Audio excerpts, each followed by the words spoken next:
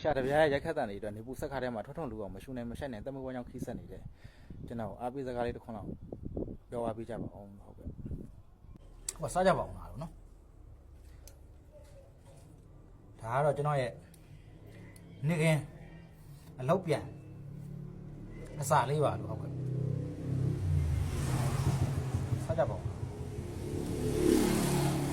ဒါလေးကတော့ကြောက်ခင်းမှာလို့ဟုတ်ကဲ့ဒါလေးကတော့ကျွန်တော်တို့ဒီမျိုးတင်းနဲ့ပဇွန်နဲ့ကြော်ထားတာပါတော့ဒီဘက်ကတော့တက်တီတိုးစရာလေးပါလို့တက်ကင်ကျွတ်လေးပေါ့နော်ဟုတ်ကဲ့ဒီမှာကတော့ငပိရည်နဲ့ခမင်းနဲ့နေထားဖြစ်ပါတယ်ဟုတ်ကဲ့စားကြပါဦးဟွန်း